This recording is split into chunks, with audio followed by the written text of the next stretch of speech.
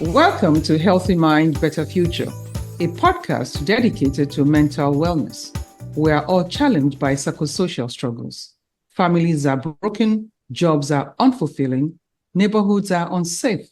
Poverty and illnesses deter us from quality of life.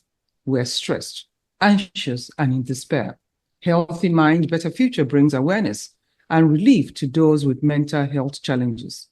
It offers practical tips for managing stress and anxiety so you can positively function in society. Our podcast panelists are Dr. Adeyemi Fatoki, a board-certified family medicine and addiction specialist, Dr. Olaleye, a board-certified pediatrician and primary care physician, Dr. Kenneth Soyemi, a board-certified pediatrician and general preventive medicine physician. I'm Funmi Onayemi, your host. Hello, everyone. Thank you again for joining us on Healthy Mind, Better Future.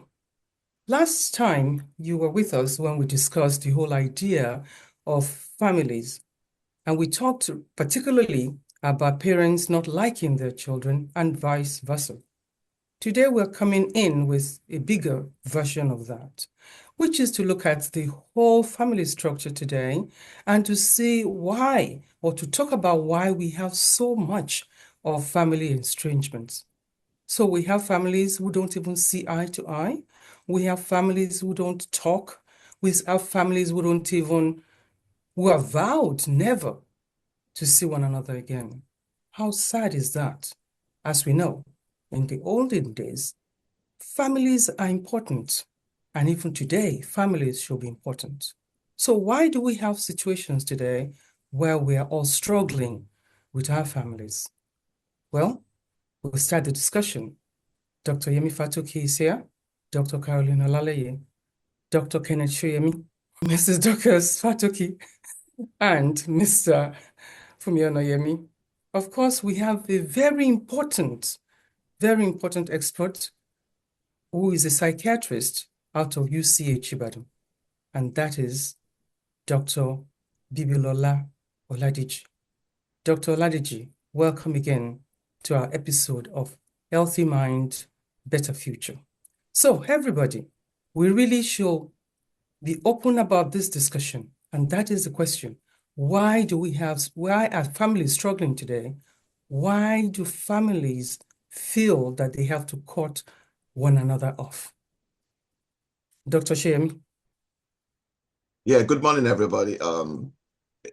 There are many reasons why families are estranged from each other, and one of the five key pillars are things like conflict and misunderstanding, such as disputing lifestyle, life choices, finances, lifestyle differences, abuse of neglect, which could be emotional, it could be physical, or sexual abuse within the family, divergence of values and beliefs, difference in religion, politics, personal values, and one big thing, especially in our culture, will be the LGBTQT that usually causes a lot of friction too.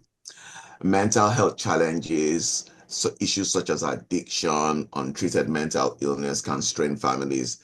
And one of the huge things is the generational gaps. The way we look at things is totally different from the way our siblings, our children, when you look at things. And there's different expectations in family roles, obligations, which can also contribute to the conflict.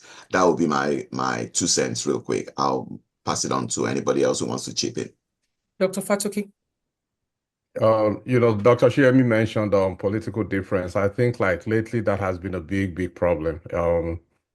I have patients like families who don't even talk to each other, mothers and children, because of their political differences over the past few years. But also, I remember growing up, I have friends who couldn't wait to get out of the house. That, once I go to college, I'm not coming back. Some once they left Nigeria to come to the US or go to Europe, they just cut off their family. And some of that is because of the way the parents were. But even now, we have families who don't talk, and sometimes people just get fed up. It's like the same thing if you're in a relationship where you feel like you're walking on eggshells, then is it really worth the mental strain or the mental attitude? As far as I'm concerned, you know, how much can you keep trying to patch something that's not working when it's taking a toll on you mentally, emotionally, physically? And sometimes people just get tired and you get to the point that I can't deal with this person because every time we talk, it's an argument and I just don't feel like being bothered anymore. I have some other friends too who they've become estranged over some inheritance, and these are people that were very, very close to each other, but then it's after the parents died, then it's a problem on what they left, even though the parents may have had a will. So it's a lot of reasons, but at the same time, it's reality, and that's just what's going on today. Pretty much most of the time, it's either somebody, some mental health issue that is taking a toll, and just sometimes it's just a very toxic relationship. There's a case, for example, that the mother was pimping her own 12-year-old son. When that child grows up, what is it going to do to that parent? If I'm that child, when I grow up, I don't ever, ever want to even hear the name of that parent, talk less of talking to them. So there are always, most of the time, there are big issues when it's, and I presume we're talking about when parenting children, the adult children are estranged now, right? Yes. So that's most of the time it's there is some kind of dysfunctional family dynamics there. And so when the children finally have their own autonomy, they can just gain their freedom and they don't want to be bothered by those parents anymore. Now we open the floor to our contributors. Mrs. Fatoki and Mr. Onayemi, please join in and let us know what you think. Why is this happening? What's going on and how can we come together? In general, I believe it's economics, which is finances, values, which is what they mentioned, but sum it up, values, and expectations. That is the key. Those three things to me personally are the keys there.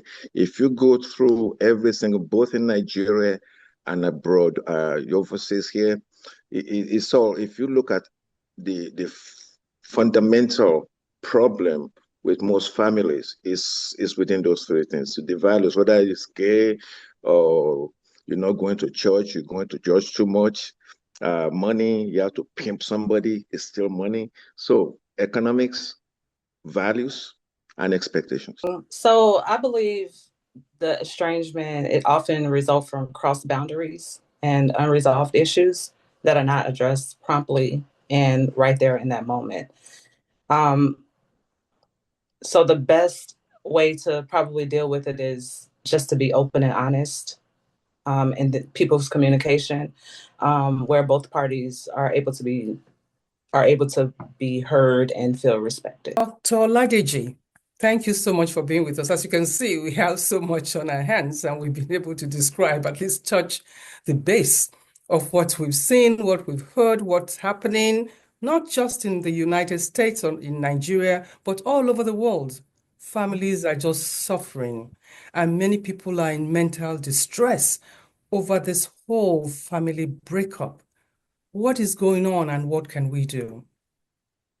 Thank you so much, ma. Let me appreciate the group for having me this afternoon in Nigeria. So good morning, everybody in the US. So you literally all the earlier speakers have touched on a lot of the important things. So I would focus more on studies that have been done and what has been found in this regard is, empirical information. That's what I will focus more on in talking about the reasons for family estrangement. this is a new area that is just coming to the fore, and with the publicity of it coming to the fore, it's just in the last few years that people are beginning to look into it. What are the causes? What are the things that are responsible for family estrangement? And especially because of recent, I'm sure we've heard of a lot of celebrity family estrangement that is all over the media and all that. So I guess that's one of the things that is bringing this to the fore. But when it comes to people that have looked into it, looked at a large population sample, and one of the two of the most important studies on this that I could lay my hands on, one was done in Germany, the other one was done a large population sample in the US. So the key things that they found that were responsible for family estrangement has to do around abuse. When there is emotional abuse in the family, a parent, are verbally, emotionally abusing the child, bullying the child in that context, or even among siblings as well. Or when there's physical abuse or sexual abuse, just like what Dr. Olaleye touched on the other time. So abuse in the context of family is one of the key reasons for estrangement. Another one has to do with the issue of neglect. And, like for us in Nigeria, even though it's not well studied yet, but this is one thing that I think is going to become boomerang on our hands in the future. Quite a lot of families are sending very young children abroad to go and study. And, which means those children are away from the house when they're supposed to be getting nurtured in the family context. So those are some of the things. So neglect is also important. Then the context of when one member of the family, especially a parent, is abusing substance. And in the context of abusing substances too, there becomes differences of opinion. And the other things that have been touched on likely by the other earlier speakers include when there are ideological differences. Somebody touched on the LGBTQ, when somebody comes out and say, look, dad, I like to marry a girl, even though I'm a girl, all those ideological differences and religious differences also comes into play. Differences in values. Somebody has touched on the issue of religion. Somebody else has touched on the issue of politics, political ideologies, when there are differences. Somebody else also talked on the issue of differences in expectations. There's so much expectations that we have of one another in the family context. And one of those sentiments has been echoed earlier when you started, that families are expected to be cohesive, families are expected to relate one to another. But the reality is not, most families have their issues, but these are things that, we don't bring to the fore. So there are differences in expectations. When our expectation of what family should be, it seems as if we are not getting that in our families. So all those things can lead to estrangement. And then when there's divorce in the family, or maybe times when the family is passing through certain, difficulties, loss of a parent, divorce in the family, all those things are also times when there is estrangement. Even though there's little research in the African context, one of the things that I see and I hear a lot in our context is people telling their children don't relate with that particular person because, maybe, some of our paranoid beliefs that that particular member of the family may be out to get you. So even though it's little research, but those are some of the things in African context. So these, in a nutshell, are some of the things that have been found empirically that can lead to family estrangement. Thank you, Ma. Thank you so much. I mean, you covered all of that, and we appreciate that. At this time, though, we want you to please help us with something. How do we begin to mend this breakup in families? Dr. Onayemi, can I ask a question? So Yes. she's mentioned all this stuff. So we Africans, do we have those issues? And that's the question, because we don't hear about it, we don't talk about it, we hide things.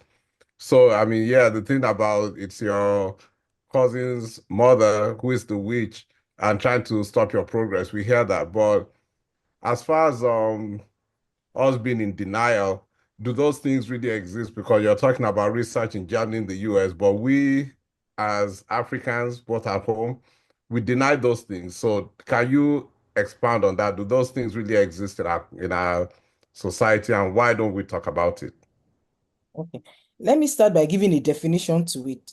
I think that will help us to understand that it really does exist.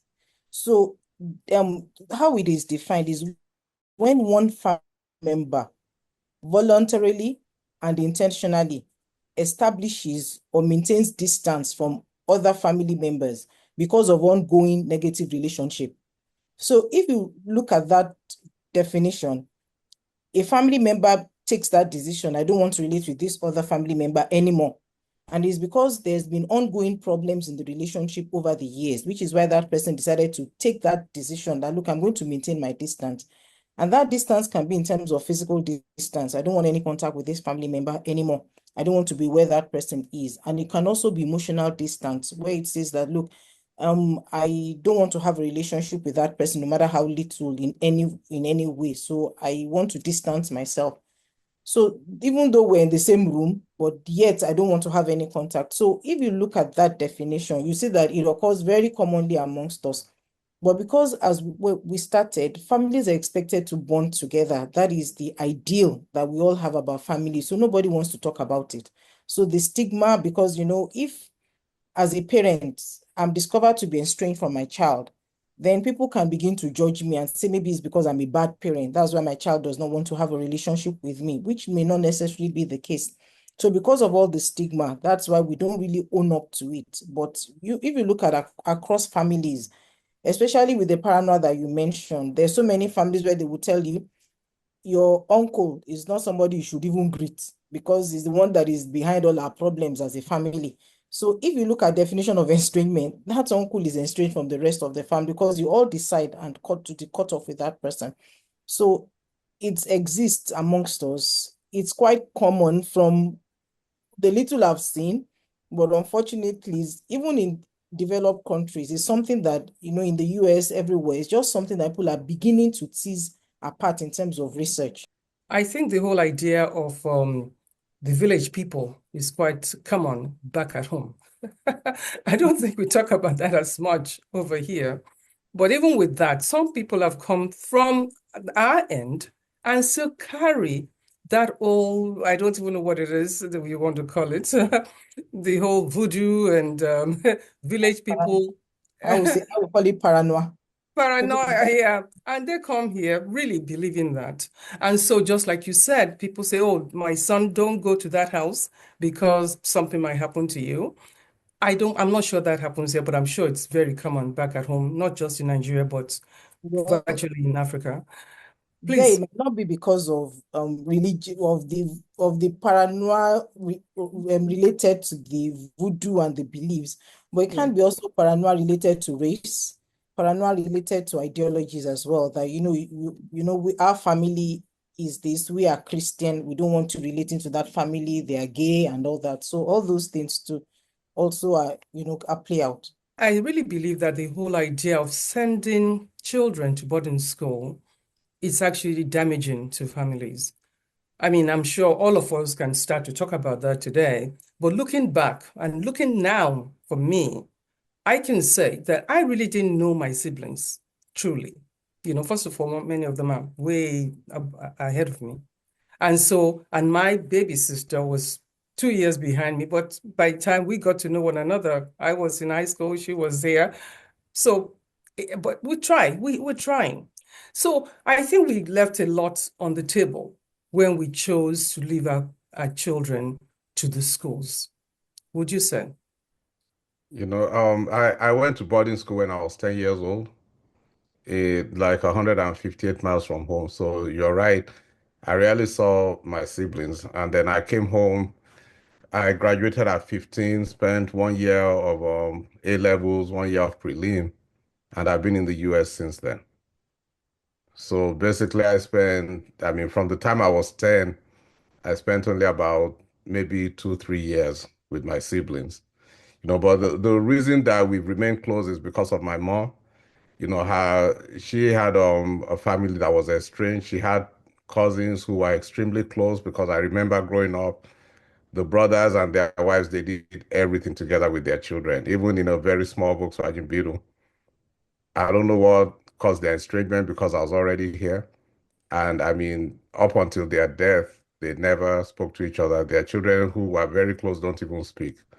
So my mother was extremely aware of that, and they've had other issues in her family. So she made sure that we had that bond. Even when my brother and I will get into it and not talk to each other, my mom, she'll call both sides, crying, getting on her knees and begging that, this happens in my family. Please don't let this happen to you, my children. And that's why we've remained close. But she spent a lot of time, a lot of crying, a lot of agonizing to make sure that we didn't break up, so that's one thing I'll give her credit for. And I try to do the same thing for my kids, that even if you guys are upset with me, stick together. Don't let my relationship with you affect your relationship with each other, but again, that's from what I saw growing up.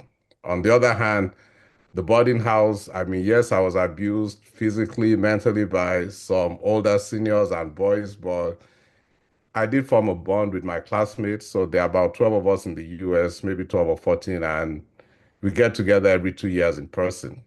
We are on WhatsApp, we're on group chat. So social media has brought us together, but that bond that I felt with some of my classmates has lingered, and I actually consider them my siblings because they were the ones I spent my formative years growing up with, I think. I mean, speaking from a pediatrician point of view, spend time with your children. The teachers' jobs are not supposed to raise children. I am a product of boarding house, and I feel like, okay, Dr. Fatoki, that I don't know these folks. I just know that we were born by the same parents. I actually have been in boarding house since I was 6 years old, and I have left the country since I was 17. So it is, I mean, blood are thicker than water, but there is a difference when you let your children grow together. Even with my own children, I have a friend that would tell me, let them go to boarding school, let them go to boarding here when they were here. Um, there is a high school that they can go to, there's a boarding school. As a product of a boarding school person, and I know how it was each time I have to go back to school, leaving my siblings at home and all those. I do not want it for my children. I just didn't want it. So I feel like as much 18 years is a very short time. They will grow up anyway and they will be gone. So if you don't have that much relationship with them because they were away so much, they're more likely to be comfortable to be estranged from you. That would be a slow estrangement, a slow fall off, because they really don't have that bond as much as they could. And they can just, when they grow up, they finish, they move away and they don't even bother to check on you because they're used to being away from you. So if we can help it, because I know it's not always possible, if we can help it, it is nice to spend as much time with our children. They will soon grow up and they will soon be gone. I have the opposite view. I didn't go to boarding school, but sometimes I wish I did. But not going to boarding school, I was able to grow up with my siblings. And there's one thing my mom always insisted, like family unity. At the Christmas, we used to go to our hometown with all the kids and everything, with all the families, her siblings. And we used to have these very big parties during Christmas period, which I still cherish till today. But soon as my mom passed away, the whole thing just dissolved. There's no more unity among all the siblings, that side of the family. On my father's side of the family, there was one major incident that happened that caused estrangement because the person we left in the house, when my father passed away, the person we left in the house basically was like, just keep a hold of, look after the house, turn the house into his personal property, and caused a major big fight that we had to go through a legal battle in Nigeria. So family estrangement could be simple and it could also be complex. So sometimes it's not just a straight A plus B, 1 plus 1 is equal to 2. It could be more complicated than that. Sometimes the estrangement has gone on for so long that we don't even remember what caused it. Yeah. You just know you haven't spoken to this person in 20, 30 years, but you don't even know why you don't speak to them anymore. I have a funny story. And that was, I was at some event in which families were supposed to talk about what happened amongst them and why they were separated. So two sisters, they've been separated for a long time, meaning estranged. And so this older one decided to talk about why she got upset with the younger one. And she said this in Ijesha language. And she said, I can't speak Ilesha, so I just said, my sister gave me this iṣu òkòróró kékeré bẹ́ẹ̀ ló kókó ló gbé kò mí. Meaning, she gave me this tiny little bitty yam.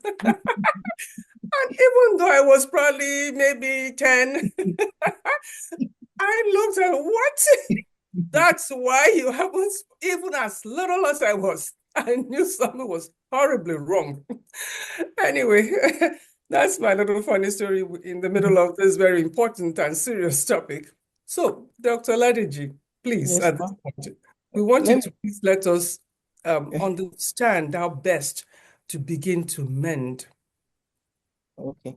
Just to comment from where you stopped, Mhm. the person that was talking about the small tiny yams, it wasn't the tiny yam that actually caused the problem. That's what happens with most family estrangnements. There would have been other issues that had been piling up. So that tiny yam was just the last straw. So that was just it. So there was probably other things, but that last straw usually is there. But for most families, for the estrangement to happen, things must have been going on for quite a while. So some of the things that we can do on a personal level, okay, because as painful as family estrangement can be, for some people is actually something that is necessary for their own well-being. In the context of somebody that, Dr. Olaleye spoke about somebody that the mom is already the one pimping the child. For that child's well-being in future, one way that that child can have, a stable life might actually be to be estranged from that family. But nevertheless, even though that might be the case, it's just like any loss. The person will pass through, even though, it's seemingly a good loss, but the person will still pass through all these stages of grief associated with any form of loss. So to go back to a personal level, the first thing is to evaluate the relationship and what actually led to the estrangement. So if what led to the estrangement is, a lot of abuse, some things that, might be difficult to say. Let me give an example. We've seen instances when the father was the one abusing the child. I've had experience where I work in perinatal mental health, where we've had fathers get their children pregnant. And one of those girls was like, no, I can't. She had to be taken to the state custody to keep. And she didn't want to have anything to do with the father. So in such an instance, evaluating that relationship, I guess, being estranged from the father is actually something protective. So it's important to evaluate the relationship and look at what led to the estrangement. And in other cases where that is not the case, maybe the issues might be, things that can be reconciled. And then for me to also state here that a lot of instances, estrangement is not a permanent thing. So for a lot of people, they come in, some come in and out, some after resolving the issue are able to continue to build that relationship. So we shouldn't see it as a permanent or something that is total. So each individual has to evaluate what role did I play in bringing about this estrangement? What are my own faults in what has led to this family being estranged, or what has led to this broken relationship with my brother, with my sister, with my parent? So, and each person needs to take responsibility for their role in it and not, continue to pass blame or need to pass the problem to other people. The other thing that will be important is for us to show empathy. Let's try and look at things from the other person's angle. There are times that, we are only focused on our own selves and we're not looking at what's this person's perception of this issue. So we need to try and see the things, from the other person's perspective and from the perspective of the estranged family member now, so to speak. So we need to look at it, what was this person's perception of the whole issues that have led to this estrangement. And then if somebody that wants to mend fences would have to, be ready to forgo their need to be right. You might have been right, you might have thought that you did all the things you should do, you did everything well. But there are times if you want to mend the fence and, restore that relationship, to let go of that right. Another thing in mending this relationship, we need to accept the family members they are. We need to realize that even we were not perfect. So everybody has their faults.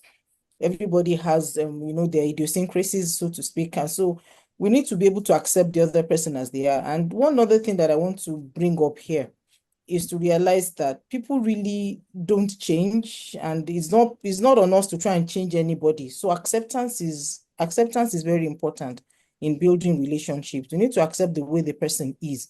And then reconciling with that family member may involve learning to set boundaries. I think somebody has mentioned that also earlier in the course of these discussions.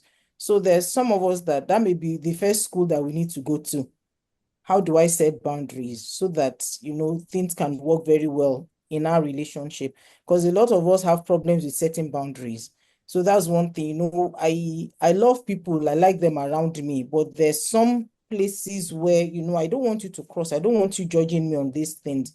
So when you come to judging me, I need to know how to say, no, that's where it stopped. We're not doing this. Or maybe people make requests. Somebody has mentioned the issue of finances. We need to know when to set the boundaries. Yes, I can help you, but then, well, this is how far I will go when it comes to that. So we need to, learn how to set boundaries, because boundaries are important in relationships. So that is important. Another thing that we're going to need to learn to do if we want these things to end is forgiveness.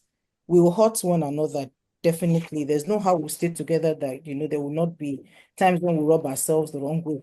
So forgiveness is going to be very, very important. And then we need to try and let go our resentment. And to end on this note, that there are times when we need to seek professional help.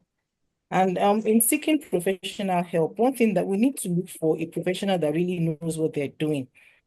If you want to help a family, you can't listen to one side of the story and think you have helped the family. So the professional has to be able to work with the person that came to you and get their consent and their permission to invite the other member of the family, so that you can actually have a properly balanced view and know how the estrangement started, so you can begin to see how things can be mended.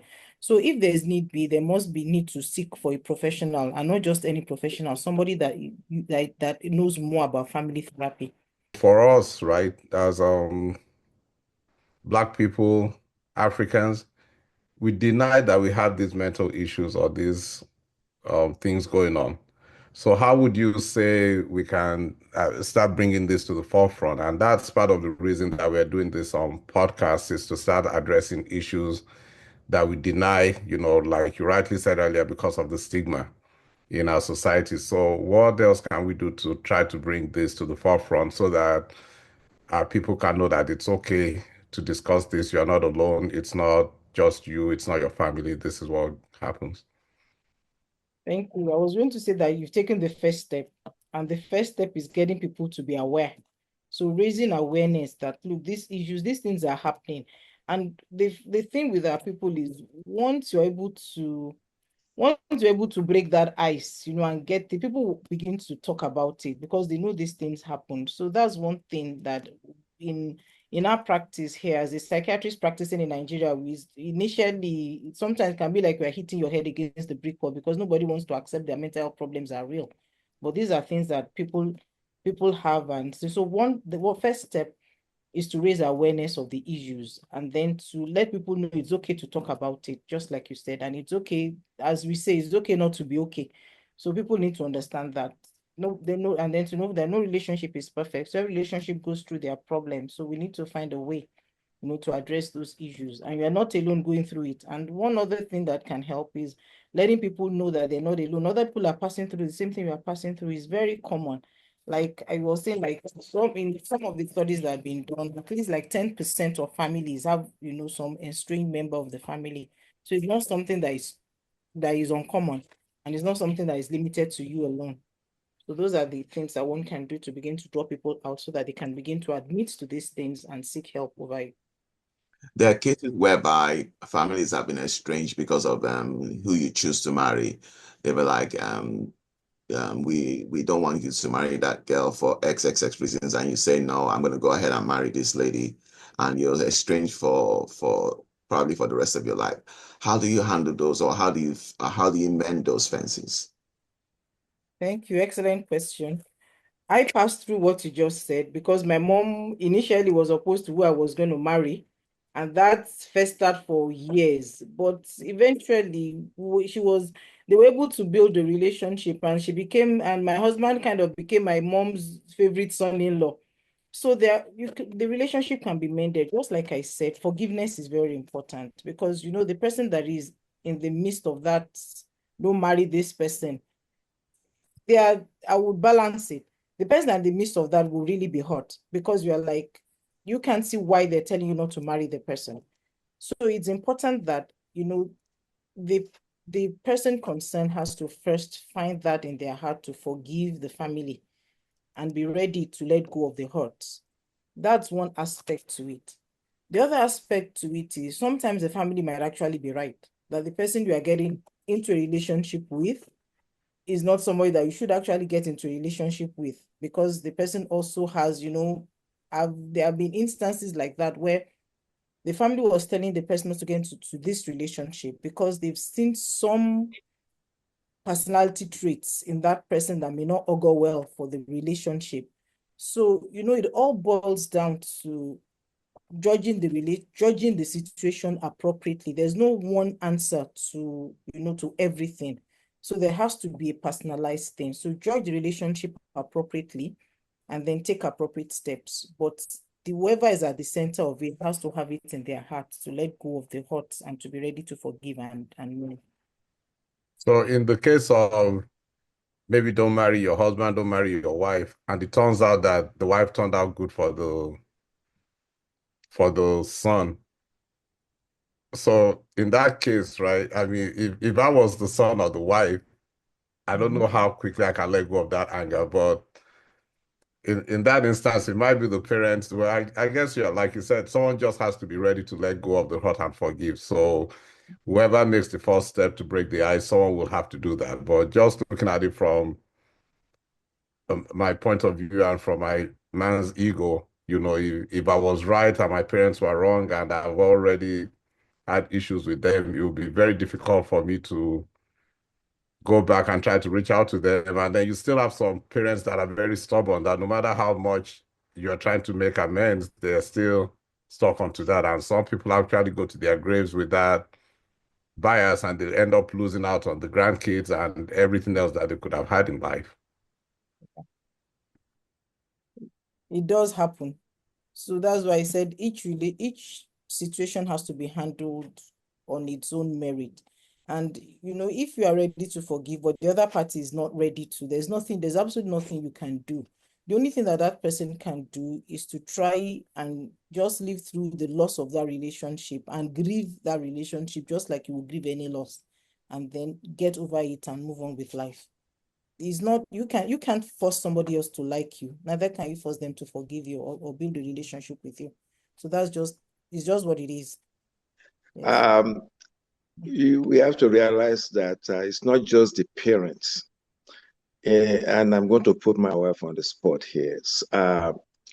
Sometimes the family, in my situation, the family was against us getting married, but it was the mother that blessed the wedding, and she told my wife to go ahead. And I agree with what you say. It's very difficult to forgive, but at the same token, based on your faith, sometimes the faith helps. And you have to just say, you know what? I put everything in God's hand, So, but it's not only the parents, you have to deal with the family, other family members also. That's very, very important. I thank my mother. Just the stress of going through those kind of relationship, like, even for the person that's hurt, I guess, like Dr. Oladeji can expand on it too. The stress that it causes on you is, again, in addition to your faith, but just letting go of that stress, because if you keep letting that stress fester, it can even lead to more emotional and physical issues. Very true. Moving forward now, we're in the modern age now.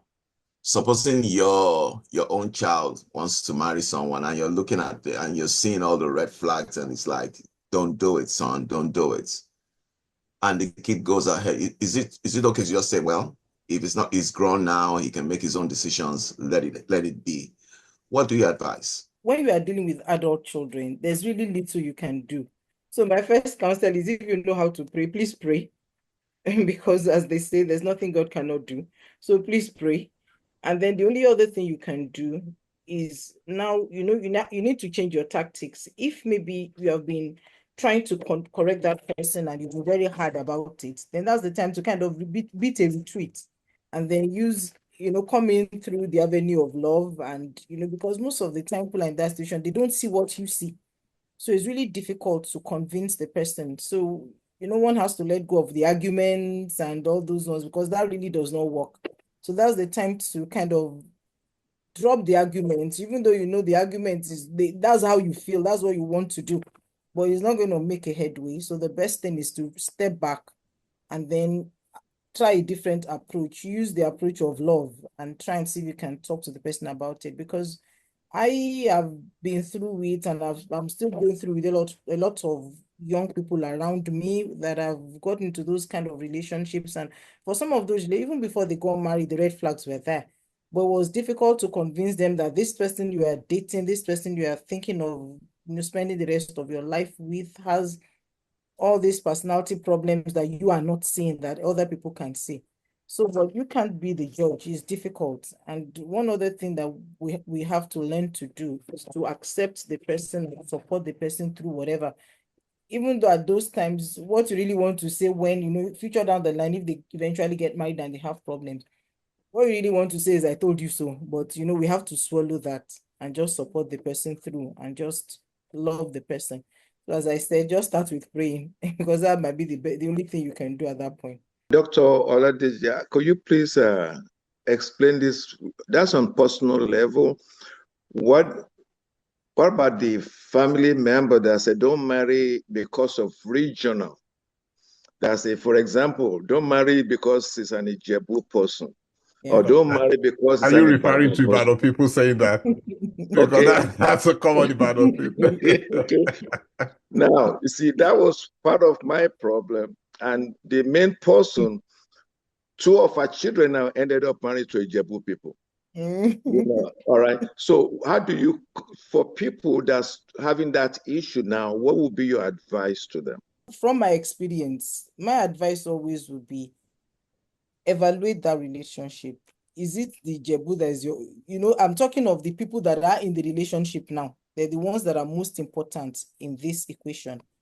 If the only reason why they're telling you not to marry this person is because of where he comes from, not because he has any character flaw, okay, I don't see any reason why you need to break up because of that. So that's why I said, at that point, because for me, that was something I had to do severally before I got married. As in, because my parents, my mom especially, was so much against my going ahead. So there are times I had to give myself that pause and look at it, that this person I want to marry, because, well, funny, she never disclosed why she was against the relationship all through. So I never knew why. So I'm not sure, maybe it was, well, his mom is Ijebu, so I don't know whether that had any part in it too. Because Ibadan and Ijebu don't mix, as they say. But I don't know if that had any part to it. But coming back to the point, evaluate the relationship. Is this person a good person? Do our values align? If the only problem they have with the person is that he's from Ijebu or is white, while you are a black person, well, you can't go ahead. I'm sure eventually people will come around, and they always do come around. I'm sure the people that were vehemently opposed to you marrying your wife, they're now your very good friends. Sorry, Dr. Oladeji, if you don't mind me getting personal, let me defend your mom for a minute. So I know for a fact the reason that she was opposed to you marrying your husband is because your husband's aunt was her best friend. So she more or less felt that they were relatives because they had been friends from elementary school. And we see a lot of that too. It's like, that was just the cover. There are underlying issues which okay. she did not disclose, which I knew she did not disclose. But you see a lot of that too, though, in Nigeria, right? We are so close to this family, they are like your sibling. I think someone sent me a TikTok video last week too about what do you call your mom's best friend? I think your aunt, what do you call your mom's best friend's daughter? Is it my friend or is it my cousin? So a lot of the black people are like, oh, that's my cousin, that's my aunt, even though there's no blood relationship. I So know. how do you deal with that? Because we see that a lot. Oh, the families are too close. You can't marry them. You can't talk to them. You can't date them. As I said, I don't see any, except there's some actual blood relationship, because inbreeding, we all know that that's the genetics of inbreeding can actually, become a problem later on. That's the only way. But if there's no blood relationship, there's nothing that's stopping them from dating or getting married. It's a matter of the relationship. The families now begin to redefine the relationship, because I think that's where the problem starts. That then how do we now begin to redefine this relationship and then begin to, because the in-law relationship to our people is different from friend to friend relationship. So it's just a matter of that. How do you resolve when there are political differences? Our people, one thing that they fail to realize is that these politicians that you are fighting over, they have places where they meet. And, like in Nigeria, there was an issue some time ago where there was this, the two parties always at loggerheads. And the people that were fighting one another, the children of these political bigwigs were getting married. And, for me, I'm like, their supporters are just not making sense. If because of that political ideology, you are bringing a rift into your own family. And the politicians actually coming together and getting married, they have their clubs where they meet and all that. So I think it's a matter of enlightening one another that political problems or political differences in political ideology should not bring a rift in the family. There's a popular Ibadan family years ago that, I still remember our parents used to talk about that particular family. They particularly would sit down and have a family meeting and implant members of the family into every party so that they can enjoy benefits from every party. I believe that's how we should be with politics. Politics shouldn't be a do or die affair. The politicians have their ways of meeting and helping one another. So why do we want to kill ourselves over these people? How Yes. about where the cause of the rift has been in inheritance? Because that's usually what really breaks families apart. That's a big problem. And I think one thing that parents can do to help their family is to actually make sure that there is a will in place. That's one, even though some other people still contest that will. But bottom line is it becomes really very difficult when it's because of an inheritance.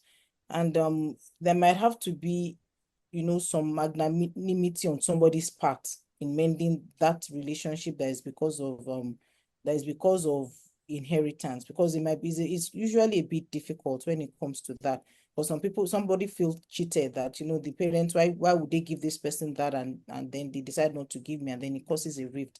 So I guess those things might be difficult to solve. They might need professional legal help, some professional counsel to kind of resolve those issues, or like we do here in our context, look for some of the elders that can actually help to kind of walk the family through and for them to kind of find the middle point.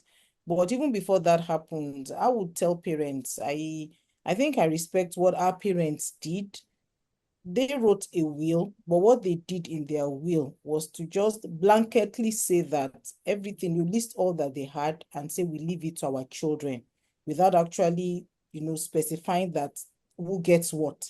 So sometimes, that it's not up to us to decide who gets what. But for us, I think we've just managed the assets and the liabilities together as a group.